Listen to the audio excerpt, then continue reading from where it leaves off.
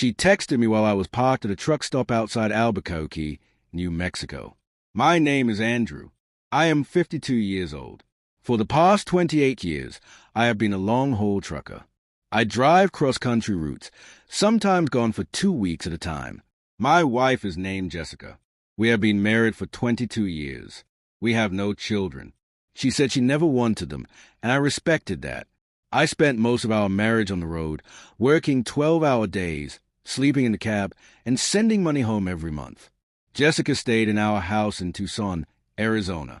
She told me she was happy. She told me she loved me. I believed her. The text came at 11 p.m. on a Tuesday. I had just finished a 14-hour drive from Denver, Colorado. My back ached.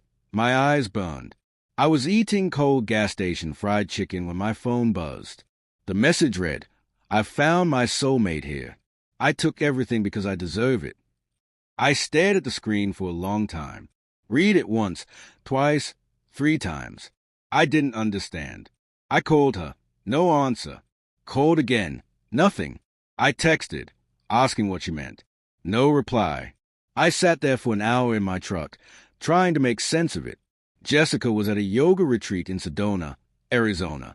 She had been there for 5 days. She told me it was a wellness thing, said she needed to reconnect with herself.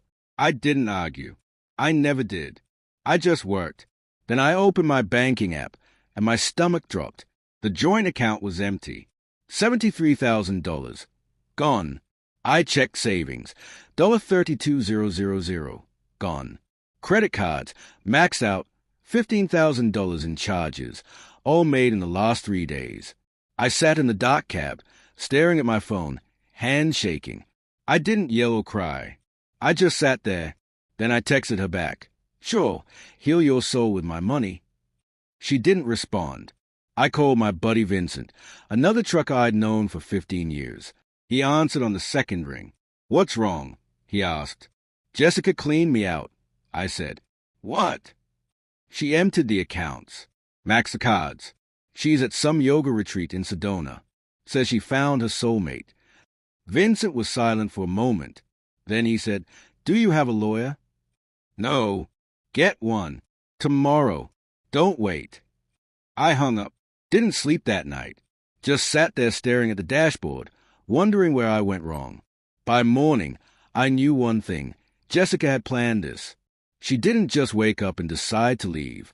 She waited until I was on the road, too far to stop her. She thought I wouldn't fight back.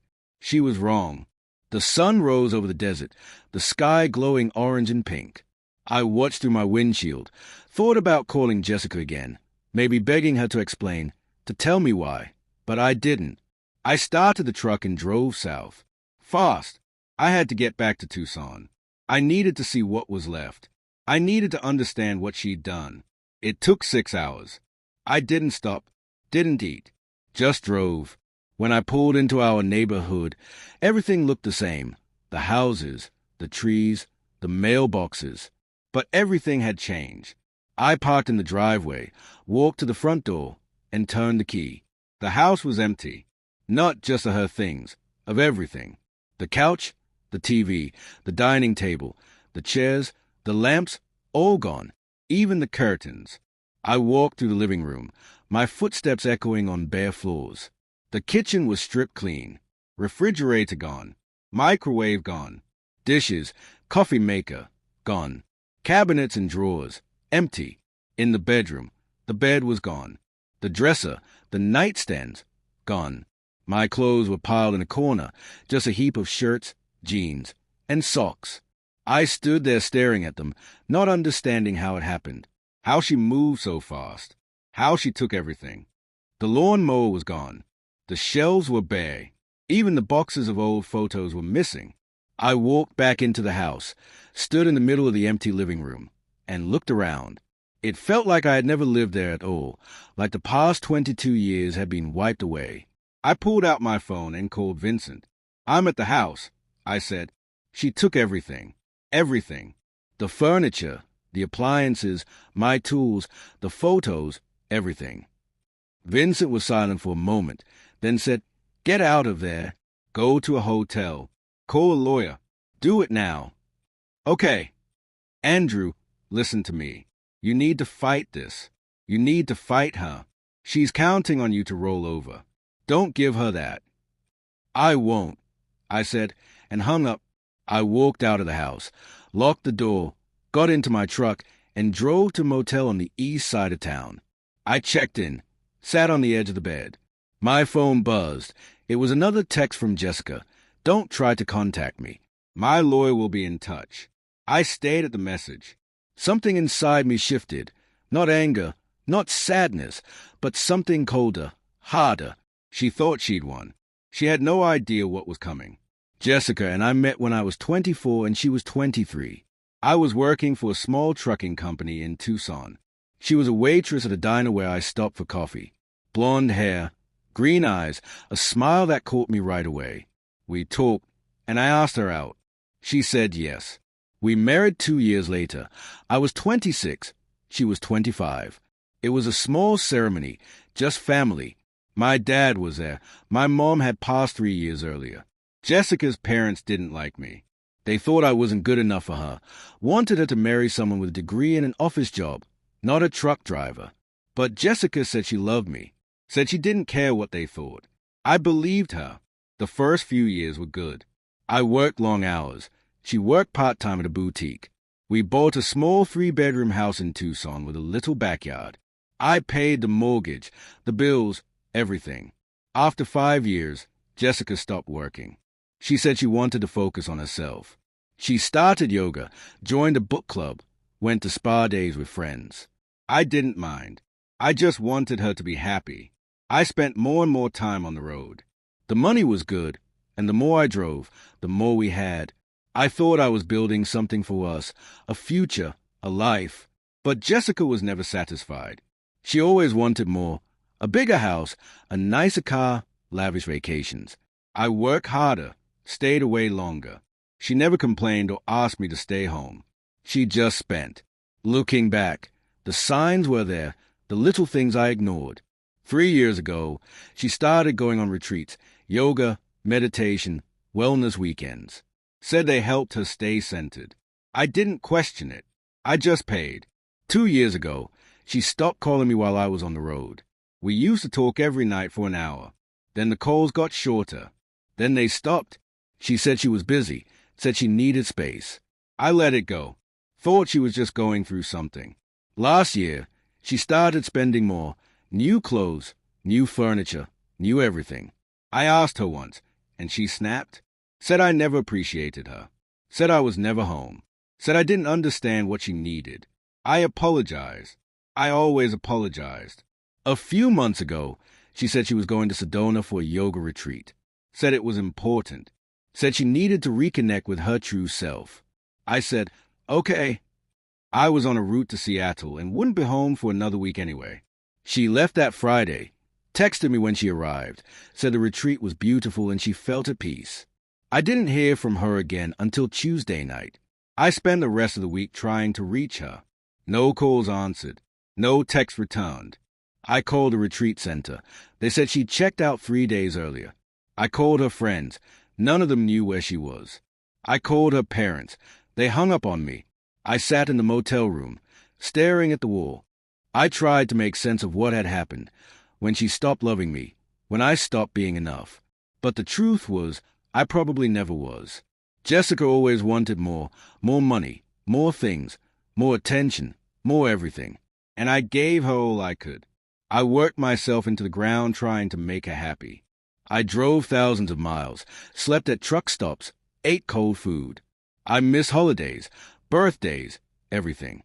And still, she left. The next morning, I called a lawyer. His name was Gregory, recommended by Vincent.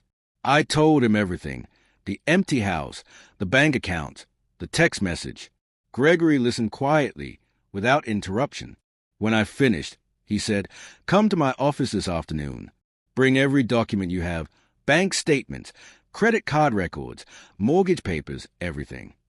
I arrived at his office at 2 p.m. It was small, just a desk, 2 chairs, and a filing cabinet. Gregory was in his mid-50s, gray hair, tired eyes, the kind of man who'd seen too many divorces. I handed him the documents. He reviewed them carefully, taking notes on a legal pad, silent for a long time. Then he leaned back and sighed. "This is bad," he said. "I know. She emptied the account, maxed the credit cards, took everything from the house. And she did it all while I was on the road. That shows premeditation. Can we get it back?" "Maybe, but we need to move fast. File an emergency motion. Freeze her assets. Prove bad faith." "How?" "We show the court the timeline. That she waited until you were gone. That she took everything without your consent. That she's not acting in good faith. And if it doesn't work, then you lose everything. The house, the money, all of it. In Arizona, everything's community property. But if we prove she acted maliciously, the court could rule in your favor." I nodded. "What do I need to do?" "Nothing. Let me handle it. Don't contact her. Don't respond to texts. Let her lawyer talk." I left his office and sat in my truck in the parking lot. My phone buzzed. Another text from Jessica. "I know you're angry, but this is what I need. I hope you can understand." I didn't reply. I just stared at the message. She thought I'd understand. She thought I'd accept it. She thought I'd let her go without a fight. She was wrong. I drove back to the motel, lay on the bed, and stared at the ceiling. I thought about the 22 years we'd spent together, all the times I told her I loved her, all the promises I made to take care of her, all the moments I believed we'd be together forever. And then I realized something. She never felt the same way. Gregory filed the emergency motion the next day. We asked for an immediate freeze on all joint assets, the return of everything Jessica had taken, full financial disclosure, and a hearing within 2 weeks. The court approved it all. 2 days later, Jessica's lawyer, Douglas, called Gregory. Gregory put him on speaker so I could listen. "My client is willing to negotiate," Douglas said. "She doesn't want this to go to court. She'll return some of the items from the house and discuss financial arrangements, but she wants assurances your client won't make this difficult." Gregory looked at me. I shook my head. "My client isn't interested in negotiating," Gregory said. "Your client stole over $100,000. She emptied the house while he was working. We have evidence of premeditation. If this goes to court, your client will lose everything." Douglas paused. "That's a very aggressive position." "It's the truth," Gregory replied. "Tell your client to return the money and the property, or we'll see her in court." Douglas hung up. I looked at Gregory. "Will she do it?" "No," he said. "She'll fight, but we have the evidence. And when the judge sees it, she'll lose." I left the office and drove around Tucson with nowhere to go. I passed our old neighborhood, the diner where Jessica used to work, the places we used to visit. Everything looked the same, but nothing felt the same. I went back to the motel, sat on the edge of the bed. My phone buzzed. It was a text from Jessica. She texted me again. "Why are you doing this? I thought we could handle this like adults. You're making everything harder than it needs to be." I didn't respond. Another text followed. "I know you're hurt, but this isn't the answer. We can work this out. We don't need lawyers. We don't need court. Just talk to me." I turned off my phone. For the next 3 days, I went through every document I had. Bank statements, credit card statements, transfers, withdrawals.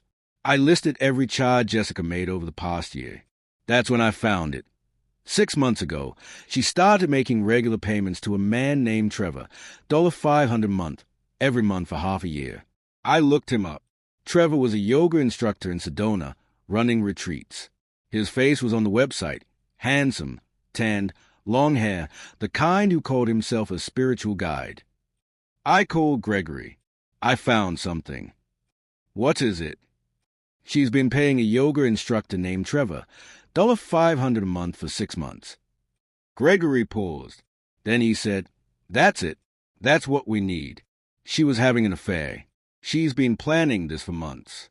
We can prove it." "What should I do?" "Send me everything. Statements, receipts, texts. I'll add it to the motion. This changes everything." I sent him everything and sat in the motel room staring at my phone. I thought about Jessica, about the 22 years we'd shared, the nights I worked late, The miles I drove, the holidays I missed, all to give her the life she wanted. And she threw it all away for a man named Trevor. I didn't feel angry or sad, just cold. The hearing was scheduled for the next week. I wore a clean shirt and jeans. I didn't own a suit, but Gregory said it didn't matter. The judge would care about the facts, not appearances. We arrived at the courthouse at 9 a.m. Jessica was already there, sitting with Douglas in the hallway. She wore a white dress, her hair pulled back. She looked calm, like the victim. She didn't look at me. In the courtroom, Judge Carolyn, a woman in her early 60s with sharp gray eyes, presided. She looked tired but focused. Gregory went first. He presented everything: the bank records, the credit card statements, the payments to Trevor, the text messages, the proof that she emptied the house. The judge listened silently, taking notes. Then Douglas presented Jessica's case. He claimed she was emotionally abused, that I was never home, that she felt isolated and alone. He said she took the money because she had no choice. Jessica cried. She dabbed her eyes with a tissue and told the judge, I was scared. I didn't know what else to do. I watched her. I didn't recognize the woman sitting there. The woman I married would never have done this, or maybe I never really knew her at all. Judge Carolyn looked at both of us and said, I'll review the evidence and issue a ruling within 1 week. Until then, the asset freeze remains. Neither party may remove any property or funds without court approval. Jessica walked past me without a word. Douglas followed. Gregory rested a hand on my shoulder. You did good, he said. You stayed calm. That's what matters. Did we win? We'll know in a week, but I think we have a strong case. I drove back to the motel and sat in the parking lot for a long time. My phone buzzed. A text from Jessica. You humiliated me in front of the judge. I'll never forgive you for this. I didn't respond. Another text came. You're going to regret this. My lawyer says we can still win, and when we do, you'll have nothing. I turned off my phone and sat in the truck, thinking about everything. The woman I married and the one who stood in court lying to my face. They weren't the same. Or maybe they were, and I just refused to see it. That night, Jessica called. I didn't answer. She called again. I let it ring. She left a voicemail. Andrew, we need to talk. My lawyer says we can settle this quietly. No court, no drama. Just sign the papers and move on. It'll be easier for both of us. I deleted the voicemail. She thought I'd make this easy for her. She was about to learn how wrong she was. I lay on the motel bed, staring at the ceiling. I thought about the road ahead, what I'd do if I won, what I'd do if I lost. But one thing was certain, I wasn't giving up. A week later, Gregory called. We won, he said. I sat up. What? The judge ruled in our favor. She said Jessica acted in bad faith. There was no evidence of financial abuse, and the payments to Trevor proved infidelity. She ordered Jessica to return all the money and the property from the house. If she doesn't comply within 30 days, she'll be held in contempt of court. I sat down on the edge of the bed, feeling like the air had been knocked out of me. What does that mean? I asked. It means you won. She has to give everything back. The money, the furniture, everything. If she doesn't, she goes to jail. I closed my eyes. I didn't feel happy or relieved, just tired. What happens now? She has 30 days to comply. If she doesn't, we file for contempt, and the judge will issue a warrant for her arrest. Will she do it? She doesn't have a choice. I hung up and sat in the motel room, staring at the wall. For the first time in weeks, I felt like I could breathe, but I knew it wasn't over yet. That night, Jessica called. You happy now? She said, her voice sharp. I'm not happy. I'm just done. You destroyed me. You took everything from me. You ruined my life. I didn't take anything. I took back what was mine, what I worked for, what you stole. I loved you. I gave you 22 years, and this is how you repay me. You loved me? You emptied our accounts, maxed our credit cards, ran off with another man, and tried to make me the villain. That's not love. That's betrayal. She went quiet for a moment. Then she said softly, I never wanted it to be like this. Then you shouldn't have done it. I was unhappy. I felt alone. You were never home. I was working, providing. I gave you everything you asked for, and it was never enough. You don't understand. No, I don't, and I don't care anymore. Just return what you took and leave me alone. I hung up. She didn't call again, but she also didn't return anything. 30 days passed, then 35, then 40. Gregory filed for contempt. The court issued a warrant. The police went to her apartment in Sedona. She wasn't there. They checked her parents' house in Tucson. Nothing. She had disappeared. Gregory called me. She's avoiding the warrant, he said, but she can't hide forever. They'll find her. What if they don't? They will, and when they do, she'll be arrested. She'll have to return everything. I'll go to jail. I didn't respond. Andrew, Gregory said, you did the right thing. She stole from you. She lied. She tried to destroy you. You had every right to fight back. I know. Then why do you sound like you regret it? I thought for a moment. Because I spent 22 years with her. I thought I knew her. I thought she loved me. Now I realize none of it was real. Gregory sighed. I'm sorry. I know that's hard. But you can't let her win. You can't let her make you feel guilty for standing up for yourself. I'm not guilty. Just tired. I understand. But it's almost over. Hold on a little longer. I hung up. I sat in my truck. I had gone back to work.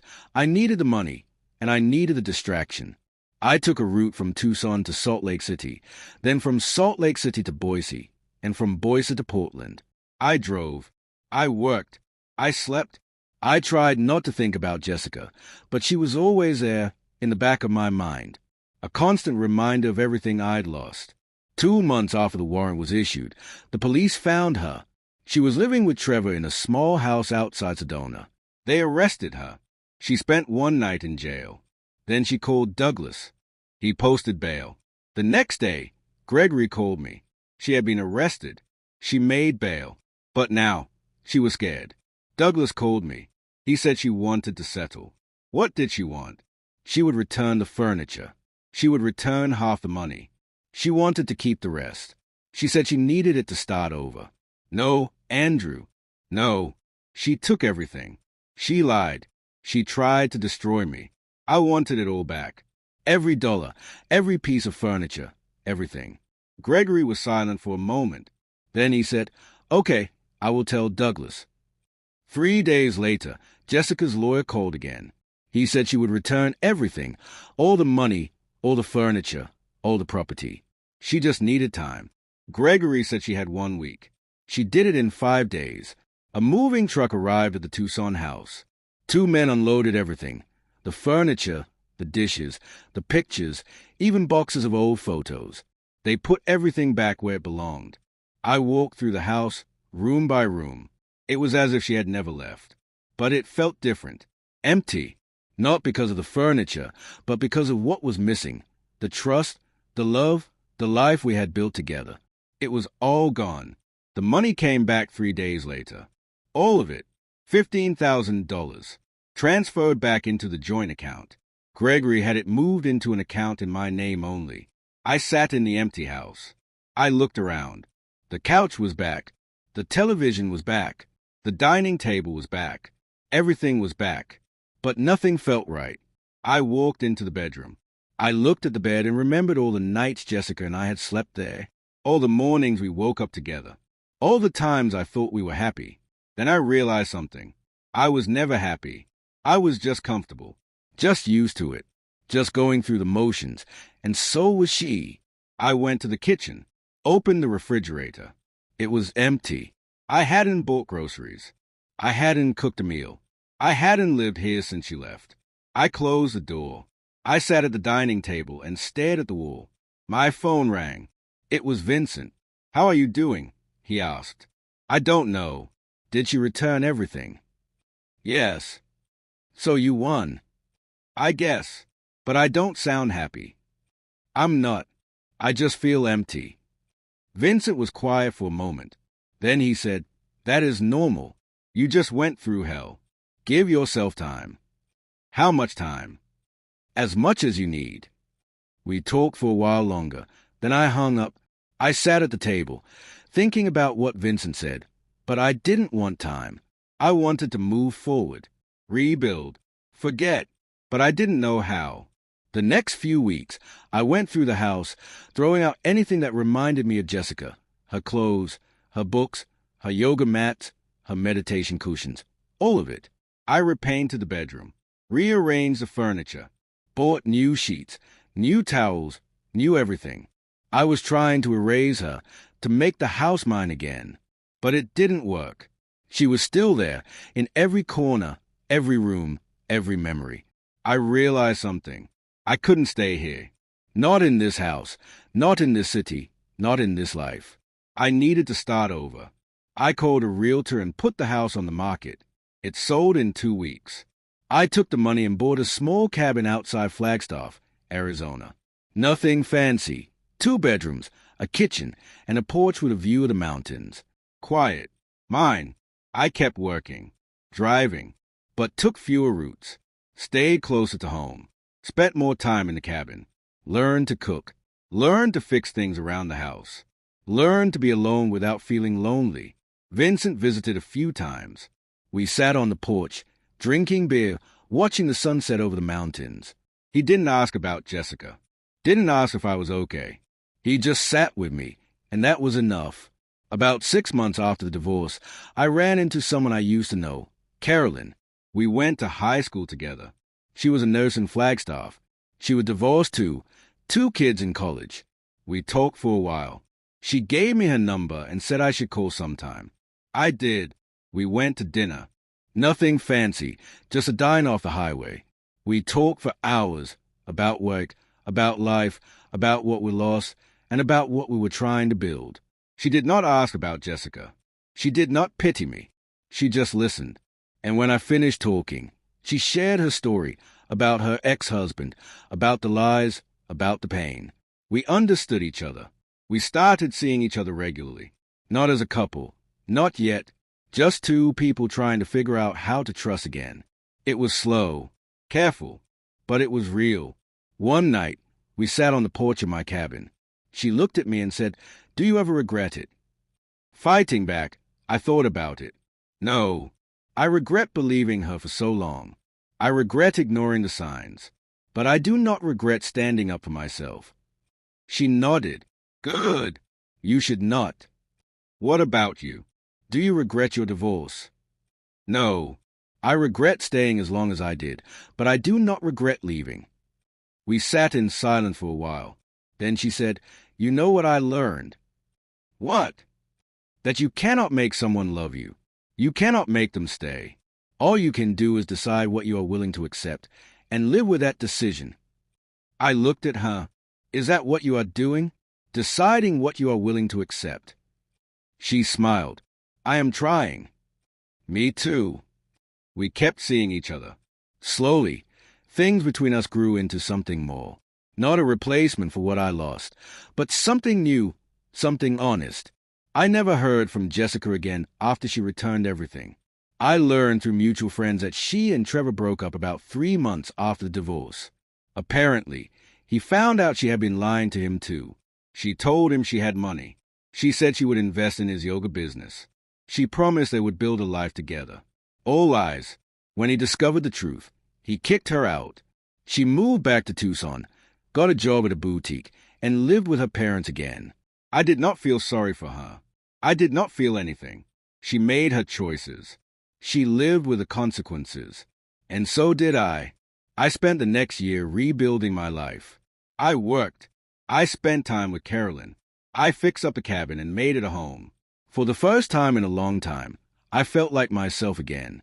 Not the man who worked himself to death trying to make someone else happy. Not the man who ignored warning signs. Not the man who let someone walk all over him. Just me. One afternoon, I was sitting on the porch when my phone rang. A number I did not recognize. I almost didn't answer, but I did. Hello, Andrew. It was Jessica. I did not say anything. Andrew, are you there? What do you want? I need to talk to you. We have nothing to talk about. Please, Just hear me out. I was quiet for a moment. Then I said, "You have 2 minutes." She took a deep breath. "I made a mistake. I know that now. I was confused. I was unhappy. I thought leaving would make me happy, but it didn't. I lost everything. Trevor, my friends, my family, everything. That is not my problem. I know, but I wanted to apologize. I wanted you to know I am sorry for everything." I did not say anything. "I know you probably hate me," she continued, "and I do not blame you, but I wanted you to know I never meant to hurt you. I was just trying to find myself, just trying to be happy, at your expense. I know, and I am sorry." I sat there holding the phone. I thought about everything, the pain, the betrayal, the lies, the woman I married, and the woman she became. And I realized something. I did not hate her. I just did not care anymore. "Jessica," I said, "I appreciate the apology, but it does not change anything. You made your choices. I made mine. Now we both have to live with them. I understand. I hope you find what you are looking for. But I am done. I am moving on, and I do not want to hear from you again." Okay. I hung up. I sat on the porch, staring at the mountains. Carolyn came out and sat next to me. "Who was that?" she asked. "Jessica." What did she want? To apologize, and I told her I did not care. Carolyn looked at me. "Do you mean that?" I thought about it. "Yes, I do." She smiled. "Good." We sat there watching the sunset. The sky turned orange and pink. The air was cool. The world was quiet. For the first time in a long time, I felt at peace. I thought about the past, about Jessica, about the 22 years we spent together, about everything I gave her, about everything she took. And I realized something. She did not destroy me. She tried, but she failed. I was still here, still standing, still moving forward. And that was more than she could say. The divorce was finalized 3 months later. Jessica got nothing. No alimony, no property, no money. The judge ruled she forfeited her rights when she stole from me. Gregory called me when it was done. "It's over. You are free." "Thank you. What are you going to do now?" "I don't know. Keep working. Keep living. Figure it out as I go. You deserve to be happy, Andrew." "I'm getting there." I hung up. I sat in my cabin, looking around at the furniture I bought, the walls I painted, the life I built with my own hands. It was not perfect. It was not what I planned, but it was mine, and that was enough. I spent the next few months settling into my new life. I worked. I spent time with Carolyn. I fixed things around the cabin, went on long drives through the mountains, read books, watched the sunset. I was happy, not the kind of happy that comes from having everything you want, but the kind that comes from knowing you survived, knowing you stood up for yourself, knowing you did not let someone else define your worth. One night, Carolyn and I sat on the porch. She looked at me and said, "You know what I love about you." "What?" "You do not give up. You could have let Jessica destroy you. You could have rolled over. But you didn't. You fought, and you won." I looked at her. I did not fight to win. I fought because it was the right thing to do. "I know, and that is why I love you." She said it so casually, like it was the most natural thing in the world. Maybe it was. I reached over and took her hand. "I love you too." She smiled.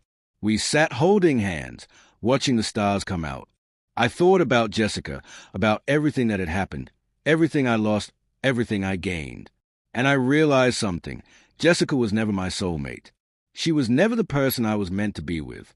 She was just a lesson, a hard, painful lesson, but a lesson nonetheless.